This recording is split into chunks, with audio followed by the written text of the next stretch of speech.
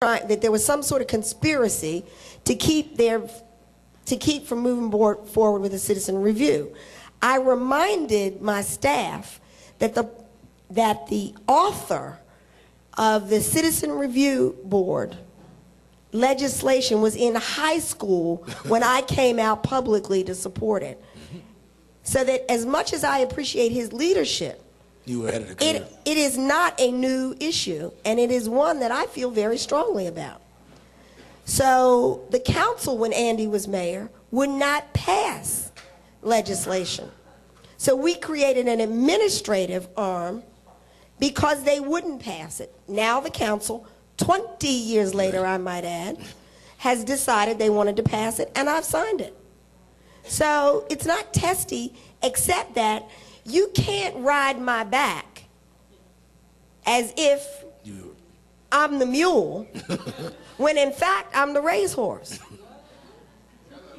Go ahead, man.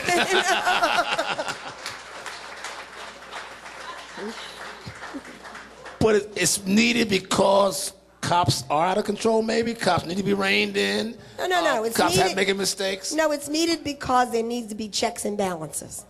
And that's why I am looking more and more at the Human Rights Commission that Los Angeles and Columbus are using, because it allows you to look at discrimination and mistreatment across all areas, not just law enforcement. I don't know enough about it yet. We're going to study it, and then we'll issue our findings or give our findings to the council. So what will this civilian review board do? Well, the board that was passed does not have any staff. They want to make the appointments first and then determine the staffing. That's the way the council wants to do it. That's the way we'll do it. We're going to do everything we can to make it successful. I'll get to make one appointment, which is fine with me. But what will it do? It will have a chance. What will it mean to these folks? Well, you or I or anyone else who feels that they were wrongly charged, or mistreated will be able to make an appeal to the board for that review. It's similar to the ethics. You can today say, I think Shirley Franklin, buys her groceries in a city car. And, well, people do say things like that. And, or is, doing something improper in a city vehicle. And then we do a full-scale investigation to determine whether city policy was violated. If it was, then it falls upon the administration to bring disciplinary action. Speaking of the ethics board, haven't there been some suggestions of ethical lapses in your administration? Absolutely. Something you promised would never happen. No, I didn't promise that. I promised transparency, that when there are lapses, when there are abuses, that there will be an independent, transparent review. We will issue to the public what those findings are, and we will take action and be judged and held accountable. That's what I promised. If there's anyone who promises there will never be a mistake made, that's true. Yeah, they haven't lived very long.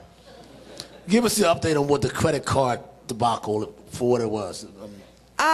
The city had a credit card policy where all of the credit cards in the mayor's office were in my name. But they, just as at home, you could get a credit card in your name and then you have one in your child's name or your mother's name. There were several other credit cards. I discovered on my credit card that someone had been to a convenience store on Monroe. Now, notice I say I discovered, because I went to the place myself to see if there was any chance I had made this charge. I had never been to the place before, okay? And indeed, there was a $1,500 charge. Well, there were charges. You can buy all the beer and wine in this convenience store for $1,500.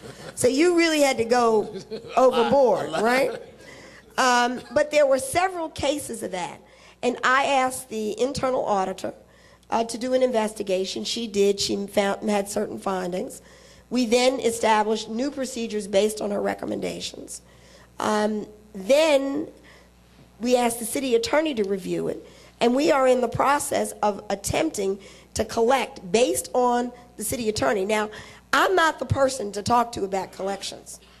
I believe that if you steal from the city, you ought to have to sell your house to pay us back. Okay? I don't believe in stealing from the city.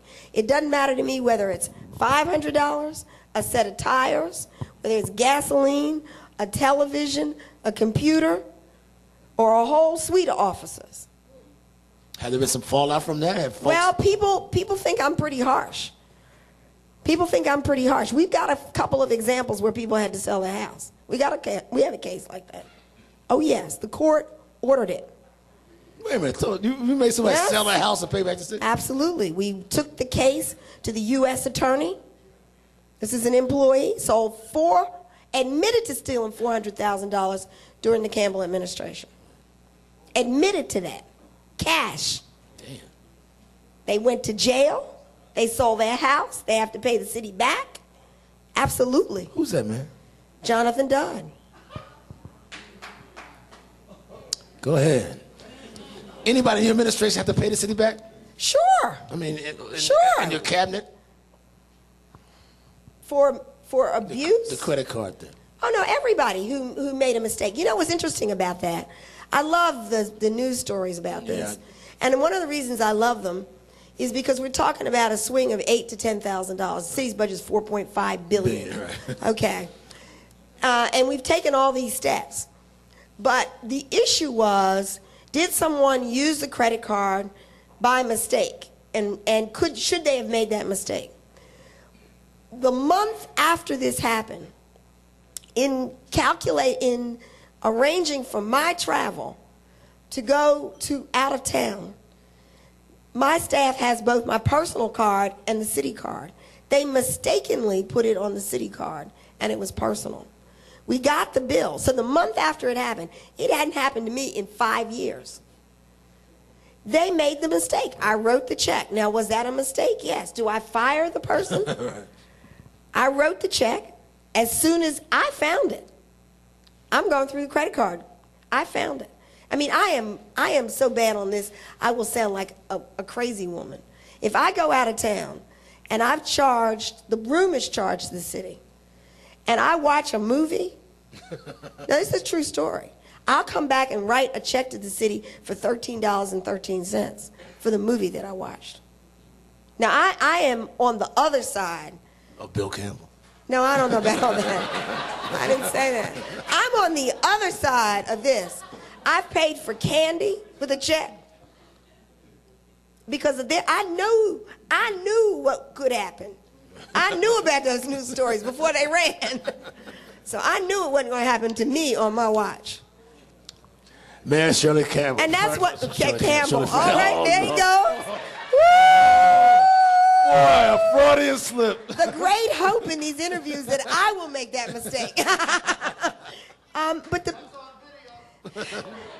the great hope is that you'll just kind of flub it up. I might. Question, please. Yes. Let me get out of here gently. Mayor Joseph has a question for you. Hello, Joseph. Good. There seems to be a continuous issue relative to water. And I've heard that there's a circumstance with Alabama and with Florida and with the growth of Atlanta taking water that otherwise would have flown to those two states. What is the long-term plan of increasing the availability of water for metropolitan Atlanta as it continues to grow without starving Alabama and Florida? Well, I think there would be we are all in court, as you know, and have been for a decade. Predating me, predating Governor Perdue. But the fact of the matter is that there is a difference of opinion as to whether they have less water or not. And so I don't want to speak to that issue because it really is a legal issue. However, when Governor Perdue was elected the first time for his first term, I had occasion to be with him, and I presented to him then an idea which I hope that he and his successors will consider. That proposal was that we need to begin to look at desalinization of water, that we need to look at the Gulf of Mexico, we need to look at the Atlantic Ocean, and consider how we might do what some other parts of the world do, which is to take salt water, remove the salt, and create potable water or drinking water for ourselves. The city of Atlanta proposed 4 years ago that we would help to underwrite that initial study. And we're proposing that we would do that with the state of Georgia. But so far, the state is still studying that and reviewing it and that proposal. But we're going to have to find new sources of water.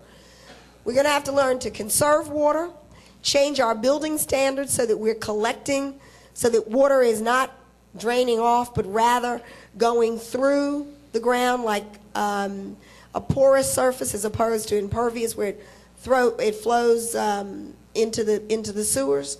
But we're going to need new sources of water. And every time I travel, I was in Dayton, Ohio, and Dayton, Ohio has 5 rivers in the city. So I started talking to the mayor about Dayton as to whether she would like, notice I said she would like to begin conversations about how to pump. Dayton is losing population. How water might be something they export to people like us.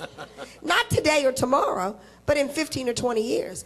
Water is pumped from outside of New York City into New York City. Water is pumped outside of California into California. So there's no reason to think that Atlanta would not be able, or Georgia would not be able to do that. And I think we're going to have to look at, in addition to conservation, keeping our system in good working order so we don't have unnecessary leaks and loss. In addition to that, I think we're going to have to find new water sources. And I speak on this issue so much at the Atlanta Regional Commission. They finally created a water committee, subcommittee, and I'm chairing the committee. So, I mean, you are dead on. If we don't do that, nothing we do will matter to our children when the economy dries up because there's not enough water. What does it mean that much? It means that much. Hello. Mayor Elliott has a question for you. Yes, Mayor, I'd like to know, how can we address some of the cries of our inner city youth with the problems and the issues they're facing today? Well, the first thing we need to do with inner city youth and all youth is to listen to them as opposed to speaking and preaching to them. Right. I will tell you that many of us, I'm included in that, because we've lived so long, we think we have all the answers. And it's really important that we find more vehicles to listen to the youth. I have taken on a couple of initiatives. One is to upgrade what we're doing in parks and recreation so that there are more options, whether they're ball fields or skate parks or other kinds of arts programs for young people from early ages all the way up to high school. And the second, and no one here wants me to start talking about this because they know next to water I'll talk about it all day, which is a program to assist children, young people in transitioning from high school to work, high school to college, technical school, and to the military. Every high school senior who wants to go to post-secondary education, you're meeting with and talking to. I have met in 2 years, in 24 months, I have met with 2,800 high school seniors, different high school seniors, in the city of Atlanta, one-on-one. One-on-one. We had 411 from the first year who went to college. The young man who was just killed in the service, just died, he was in the 05 class. Wow. He would have been one who could have gone on to technical school or college. He chose to go in the military. And I say that's a wonderful choice if you make the choice because it is not viewed as the only choice you make. There's over 700 students from the 06 class who are in technical school or college or some sort of training program. And we have 1,000 we've already met with from the 07 class. Give us succinctly your state of youth in Atlanta. I mean, we hear so much about the hip hop generation, or we hear so many negative things. Now, your sense of what these kids are about? These young people are bright, they are ambitious, they are optimistic. For the most part, they want a better life for themselves in this community. They have almost no idea how to achieve it. It's a question of which pieces that they know about. They may know about Alabama State or Howard University and not know that they can go right down the street to do culinary arts at Atlanta Technical School. Here's a great story, true story. A year ago in February, I went to the Dallas Austin Foundation Gala. A young man opened the door. and said, "Hello, Mayor Franklin," and I'm walking through. I looked at him. I saw that he was young. I said, "How old are you?" He told me his age. He had graduated in 2005 from Washington High School, lives in Vine City with his mother, was going to Atlanta Technical College to study to be a draftsman. He wants to be an architect. I said, "Well, why didn't you come to see us?" He said, "Well, I don't need money for school, and I have a part-time job at the Georgia Aquarium near my house." I said, "Well, why don't you?" But he was applying for the Student of the Year position at Atlanta Technical College. I go back to the GCAP, or the Jane Fonda Initiatives Gala, and he sees me in the kitchen, and he said, "I'm first runner-up." And he's really proud of it. And he asked me if I would, his name is Carl. He said, "Would you like to hear my speech?" I said, "Sure, come on back in this room." And he extemporaneously gave me his speech. He was so proud. He was first runner-up. I saw him Sunday at the Georgia Aquarium. He graduated from his draftsman's program, that entry-level program, with a 3.49. He's still waiting tables. He's now at Georgia Perimeter going to college. That's what I think our youth are doing. If they have a plan, if we can help them develop a plan, the resources is there. He didn't have a computer that first time I met him. A week later, he had a laptop computer because our program was able to give me. How are you going to be a draftsman in today's world without a laptop computer? You can't do it. He was trying. I find that across the board. This notion that our youth are not interested and disengaged, and I mean, they may not be civil rights heroes like John Lewis, but I mean, I want somebody else in here to raise their hand who was. You know what I'm saying? I know when the call by SNCC was to come south to do voter registration, I didn't come. So, I mean, all of a sudden we're saying that they've got to step up and be so different than 99% of us were. You know, if they get a solid education, if they have aspirations and they follow their dreams, that's what society needs to expect of them. So I think our youth, I mean, Atlanta Public Schools is doing a better job in preparing them, and there are hundreds of opportunities that we can help them with. The question is not what are they doing. The question is what are we doing? Next question, please. Mayor Kevin has a question. I'll make my answer short. I'm sorry. Okay, Mayor. Well, first of all, I think what you are doing is a great job for everyone in the city of Atlanta. And I have a concern about corporate America in the city of Atlanta. We lost Bell South headquarters due to merger activity. We almost lost Delta, and then there's been the closure of the automotive plants. What incentives do you have for corporate America to make Atlanta an appealing choice to make home for corporate America, which would improve the overall economy and make people able to afford those homes you talked about earlier? Good question. That's a great question. In a global economy, there's not a lot we can do about mergers and acquisitions across the globe. It happens every day. We are often in Atlanta the beneficiary of that because companies merge, they start new smaller companies, emerging companies, and we are often the beneficiary of that. So Atlanta has really benefited. The national news goes to these gigantic companies, these large Fortune 500 companies. And we haven't given up on getting AT&T to move their headquarters to Atlanta. I mean, San Antonio is a great city, but you can't connect with the rest of the world from San Antonio as you can from Hartsfield-Jackson Airport. So what we can do about it is continue to invest in our infrastructure, continue to invest in our youth and education. An educated workforce will take us a long way. People who are relocating companies, starting companies, are looking for an educated workforce. So we have to invest in education and re-education. In addition to that, they're looking for partnerships with the public sector. So we need mayors and governors and county commissioners whose doors are open to business leaders so that we can have a dialogue. We don't have to always agree, but we need to be able to have a conversation about whatever the issues of the day are. And those are some of the things. Safer, cleaner, accessible. Atlanta moved from number 1 and number 2 in violent crime to number 17. This is a case where we want to be number 50th. Not number 1, right? Not number 1. Thank question. you.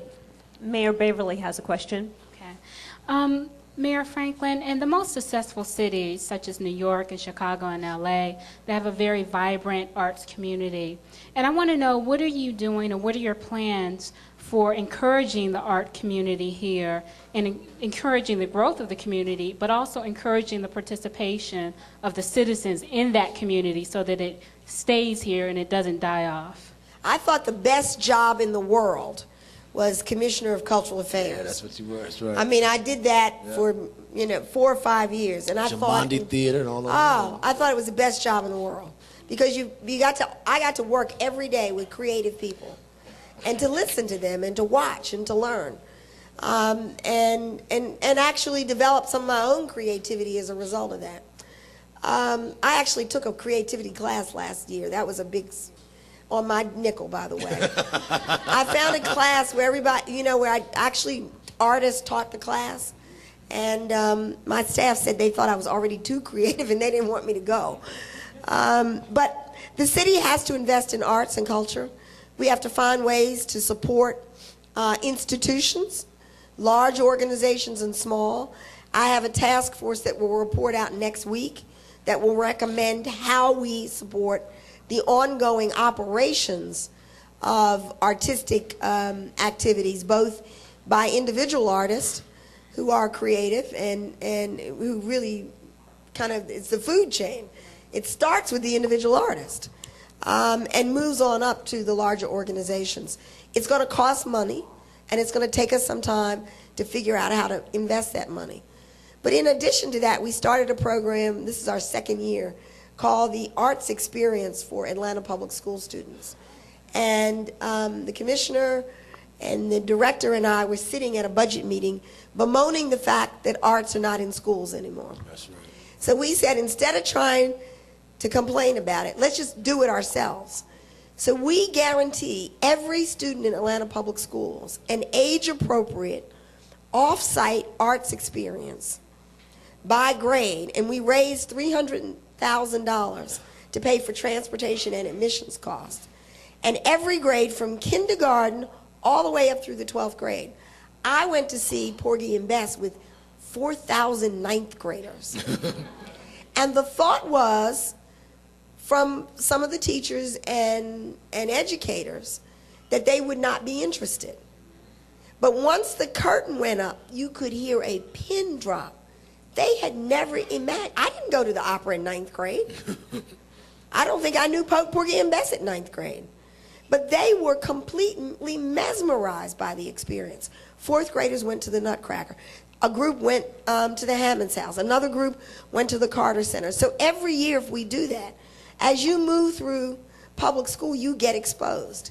Now, one other program, the Bureau of Cultural Affairs has art school in the summer, and 80 students who are interested in all disciplines can apply, and they actually get hands-on experience with a working artist for 6 weeks, and we pay them. So they don't have to go to a summer job. In addition to that, the Bureau found 40 violins in a closet. And we offer introductory violin, the first year, which is a year ago. 1,000 Camp Best Friend students went through a week of violin training, and we hired a violinist and a musician to do it. So you're talking to somebody who feels this very deeply. And we aim to be like New York and Los Angeles and Chicago, and we just have to be consistent about it. Mayor, what happened to black theater companies? What happened to the developing Pearl Cleves, the Germani theaters? What happened? I mean, the city was behind all. We don't have a black theater company now. You used to have 4. Well, it's a very complicated question. We have True Colors. Yeah, that's true. Yeah. We have True Colors. How about that? I know you forgot that I knew about it. I'm kidding, but we have True Colors. We also have, I went to see False Creeds at the Hertz Theater a week and a half ago. Black playwright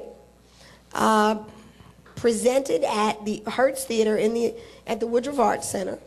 And the week before that, I went to see Sister Act, which was at the Alliance Theater. And the week before that, I went to see Song of Coretta at the Baldwin Burroughs Theater at Spelman College. So I think it's a misnomer to think that there is not black theater. Okay. There is not a company beyond True Colors, which is in fact not a black but multicultural. Next question. Mayor Erica has a question. Hi, I would like to commend you for the affordable housing efforts, and I just wanted to hear a little bit more about rental property that might be available for struggling families that are not quite ready to home ownership. No, there's no question that this will be partially for rental, and it's the Atlanta Development Authority, and I don't know that number, but you can go online and check out the Atlanta Development Authority. They will announce the program, though I've kind of announced it tonight. They will announce the program in mid-April, but we'll sell the bonds, and then we'll start the announcement of the program. But we recognize that working people, some will buy a home. Some will buy a home that's a fixer-upper that needs additional work, which is great for neighborhood revitalization so that you just don't have property sitting around. And then some will need rental property. So this is a new unannounced program. You know. The details are unannounced. We've announced that we're going to issue the bonds. I thought I saw a check or something in the papers. Yeah, you saw a check or two. $75 million takes more than one check. Especially the way you guard it. Next question, please. Mayor, Bishop Clarence has a question. Television station owner, Mayor. Yes, ma'am. Thank you. My question is, I've been in Georgia now for 14 years, and when I first moved here, I was the only minority educator, African-American male educator in my whole county. My initiative has been to try to work through broadcast television to produce quality educational programs to prepare students, and they also revamp the historical black colleges and universities. My question to you is, what role maybe can the Atlanta structure help us, and Mr. Eaton and myself and many others, Representative Brooks and others as well, to produce quality programming that holds for our students in education? Well, I think that's really important. I, for one, believe that the responsibility for quality education in the United States falls to the state, and that all of the rest of us need to contribute to that. But the state of Georgia needs to invest enough money that every county, every city, every town has access to funds for quality education, and everything else is a detail. But until we get to the point where we believe that 100% of our students can graduate from high school, the graduation rate in Georgia is depending on the population, pretty dismal. And we have got to move beyond this notion that it's the child's fault. So it would seem to me that the best thing to do is to find ways to advocate at the state for more investment, both in broadcast, curriculum development, teacher pay, something that a lot of folks don't like, year-round school, all-day school. What's this notion that I work until 6 o'clock and my children get out at 2? I don't have a farm for them to farm. That's from another era. It had nothing to do with how long it takes to teach children. It had everything to do with milking the cows and planting, and the whole thing about summer vacation has nothing to do with whether there's air conditioning or not. It has to do with needing them to harvest the crops. we don't have any crops that are being harvested by our young people. So we need to get beyond that. So I think we have to define the discussion differently. When I said that I was for year-round school and longer school days, I said it first time 5 years ago in a high school. They started throwing shoes and books and everything at me. Thank you. Last question, please. Mayor Jason has a question. Thank you. Mayor Franklin, good evening. Good evening. Mayor Franklin, one of the major issues in the housing community is foreclosures. There are a tremendous amount of foreclosures throughout Fulton County within the city limits of Atlanta. And working with a number of the housing agencies, what we've discovered, for one, is that home buyers, homeowners are being almost forced into mortgages, types of mortgages that are unaffordable for them. Is the city's Office of Housing able and willing to push forth an initiative to help educate people, the citizenry, about selecting, about that, preventing foreclosure? Well, it's really important. That's a really important question, because it doesn't help to help someone get in a home if they don't have either the income or the know-how how to stay in the home. And it's really important for us to spend some time on that. And there is a consortium of groups that's doing public advertising and public information right now. Atlanta is participating. But it's also important that we have state laws that are not so lenient, that give homeowners more than a fair chance to stay in their homes. Last question. Please go to the History Center. That's the other thing. Mondays are free. First weekend of the month is free. And every school child in Georgia who goes with a school group can go for free, because we raise the money for the History Center to do that. Are we having a civil rights museum or this so-called human rights museum? Well, the recommendation from the committee is a civil and human rights museum showing the connection between civil and human rights. And it's not a museum, it's a center, I was told. So between civil rights and gay rights, or civil rights and human rights? That's a question. Human rights. Do you consider any human's rights? We said we have to, in order to move forward, we got to ask all the questions. It's not, the world is not uncomplicated. You don't hear my answer. Well, the truth of the matter is, we have to, it's important to tell the civil rights history. Right. But the civil rights community was very clear in all of their discussions with me that the work of that movement is not over. I got you. And therefore, we cannot treat this as if it was over with the Voting Rights Act. We all know that in Georgia, the voter ID bill, right? That the work of the civil rights movement is not over. Economic empowerment is not over. Disparity in health is not over. I mean, do I need to just keep going? You got it? Okay. And we need to be clear in our minds that when we shut the door on somebody, on their rights, that door doesn't swing back and hit us. I thought I'd get that response from, that's why I did that.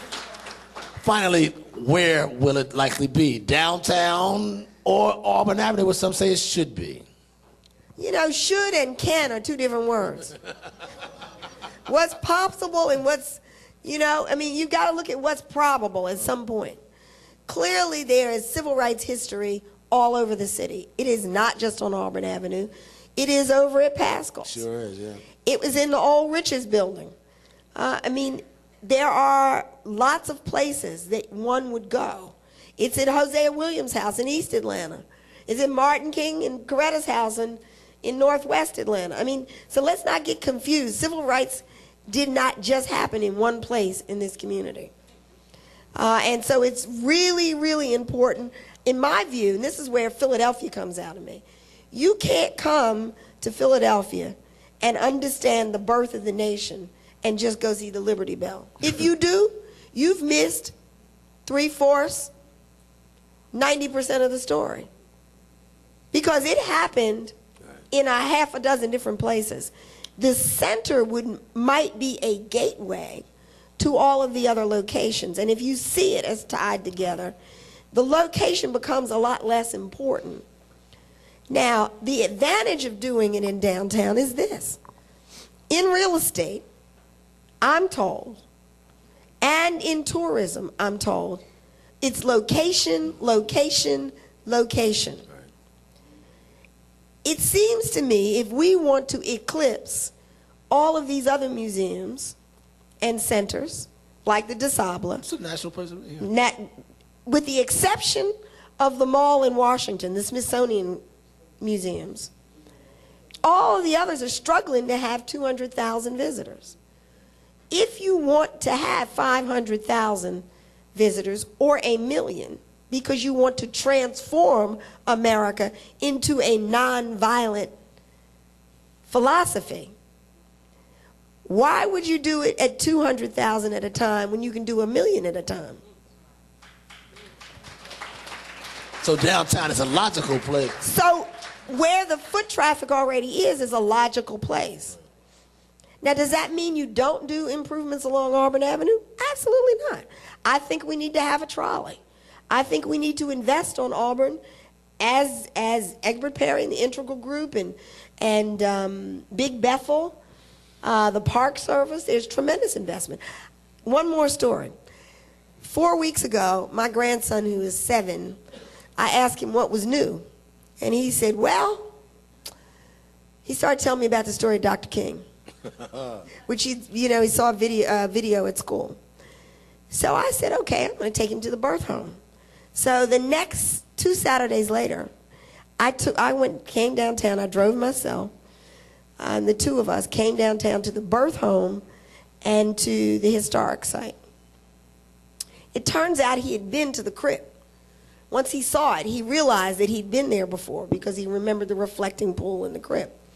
So I'm going through the tour at the birth home. No one else from Atlanta is there. And the tour guide didn't realize who I was. At first, I had a few facts that maybe kind of revealed it after a while. I tried not to be too chatty and let him do his job. There were thousands of people from all over Atlanta at the historic site and at the birth home signing up. It was amazing to me. So that we are already a tourist attraction. The whole city is. What we have to do is to tie all of that together. And finally, how does Coretta's monument, whatever you do for Coretta Scott King, tie into that? And what is it likely to be? I don't know what it will be. I know the truth of the matter is the council hasn't sent it to me yet. They thought they had. But I don't have it yet. I don't have the recommendations from the commission yet. But that said, I think that there are some good ideas. There's a rose garden, there's a monument, there's the naming of a park. I mean, I think the city has to be rigorous in its celebration. What do you want? Oh, no. I think this is a community decision. We have to be rigorous in our celebration of Coretta King's legacy. She has a legacy that is very closely tied to Dr. King's, and she has a legacy that she continued after his death. And it's important for us to see her for the strong, courageous woman that she was in her own right. So I think we do need to celebrate it. But the way you're going, you won't leave anything for these other candidates to do. I mean, when they become mayor. You got all this on my plate. Mayor Shirley Franklin, believe me, you're the best. You're the best. You're the best. Thank you. Thank you all. The world's greatest mayor. And now my partner and friend, Jim Welcome, with his closing commentary. Thank you, Mayor. Good evening, everyone. This is the part of the evening where I get to talk to you about what happened. But all I can say about this situation is that everyone knows what better is, and that is certainly better that we experienced tonight. Shirley Franklin needs to run for something else because we need more political people who are involved and who have the answers. She has the answers. Ladies and gentlemen, thank you for coming out. This has been Newsmakers.